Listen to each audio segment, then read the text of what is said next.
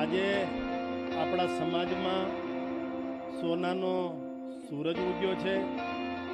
કેટલાય વર્ષોથી જે રીતે સબરી રામની રાહ જોતી હતી એ રીતે આપણો સમાજ ગુજરાતના મુખ્યમંત્રીની રાહ જોતો હતો અને એ મુખ્યમંત્રી એમને લાવવા માટે ગુજરાત તુરી બારોટ સેવા સમાજ અને એની ટીમ બિરલા અને જો મેં ઘણી વખત કહેલું છે આ કાર્યક્રમની જે માનો કે જે કાંઈ વાત છે પાંતૃ પિતૃ વંદનાથી લઈ કે ડાયરો હોય આપણે રાકેશભાઈ બારોટને પણ સાંભળવાના છે, જિગ્નેશભાઈ કવિરાજ પણ આવવાના છે, એમને પણ સાંભળવાના છે। પણ સાથે સાથે જે પણ વાત થઈ છે કે આપણે જે શૈક્ષણિક હબ આપણું થઈ શકે ગાંધીનગરમાં એ વાત થઈ છે એ પણ અથાક મહેનતના પરિણામના ભાગ સ્વરૂપે છે। ખૂબ મહેનત કર્યા પછી આ લોકોએ કામ કર્યું છે અને અભિનંદન આપું છું ને હું વારે વારે કહું છું કે બધું જ કામ બધા નથી કરી શકતા। માનો કે સોની છે તો એ સોનીનું જ કામ કરી શકે, દરજી છે તો દરજીનું જ કામ કરી શકે। અમે માનો કે પોલિટિક્સમાં છે, અમારે રજનીભાઈ પટેલ હતા, જયરાજજીભાઈ પરમાર હતા, ઋષિકેશભાઈ પટેલ હતા, તો એ અમે પોલિટિક્સનું કામ કરી શકીએ, રાજનીતિનું કામ કરી શકીએ, લોકસેવાનું કામ કરી શકીએ, પણ સમાજ સેવાનું કામ કરવું, સમાજ સેવાનું કામ કરવા માટે કાંઈ જરૂર હોય તો એ સમયની જરૂર હોય છે, પ્રવાસની જરૂર હોય છે, મેણા ટોણા અને અપજસ સહન કરવાની જરૂર હોય છે। આ મેણા ટોણા અને અપજસ સહન કરવા વાળી ટીમ છે એને હું લાખ અભિનંદન આપું છું। સાથે સાથે મુખ્યમંત્રી આપણા સમાજ સાથે આવ્યા, મુખ્યમંત્રી શ્રી આપણા સમાજને જાણ્યો, આપણા મણિરાજભાઈ બારોટ કે જેનાથી લાખો લોકો અત્યારે રોજગારી મેળવે છે કે એની જેવી પાઘડી, એની જેવા બૂટ, એની જેવી વાસળી, એની જેવી ગાયકી ઊભા ગાઈ શકે, એટલે બૂટ પહેરીને પણ ગાઈ શકાય, આ બધું આપ્યું હોય એ મણિરાજભાઈ બારોટે આપ્યું છે। આજે કોઈ સનેડો ગાતું હોય કે આજે કોઈ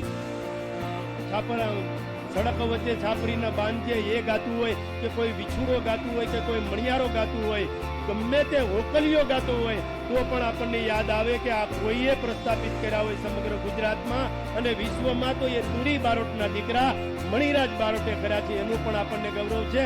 બારોટ એટલે ખૂબ મોટું નામ છે અને આપણે જ્યારે કોઈને બારોટ કહીએ છીએ ત્યારે સામેવાળા આજે મુખ્યમંત્રી શ્રી અને આપણા મહેમાનો આવ્યા હતા એમણે પણ આપણે બારોટ છીએ એનું ગૌરવ યાદ કર્યું હતું ને બારોટ તો જે ચંદ બારોટથી લઈ અને પાલીતાણાના પર્વત ઉપર જે બારોટોએ બલિદાન આપ્યા છે અને જોવા જઈએ તો એક પછી એક બારોટના નામ લઈએ તો સાંજ પડી જાય એટલા બારોટના બલિદાન છે ને આપણે હમણાં કહ્યું એમ આપણે તો કવિ બારોટ છીએ, આપણે મૂળ કવિ બારોટ છીએ। આપણું છોકરું રોતું હોય તો રાગમાં રોતું હોય એમ વાત થઈ છે।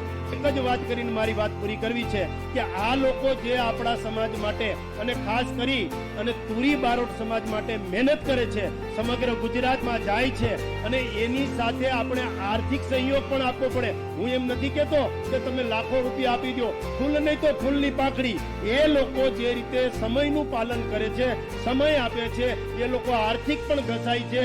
અમે લોકો પણ જ્યાં પણ સમાજની જરૂર પડે, સમાજને જરૂર પડે ત્યાં આવીને ઉભા રહીએ છીએ। એમ આપણે પણ આપણું યોગદાન આપવું પડે।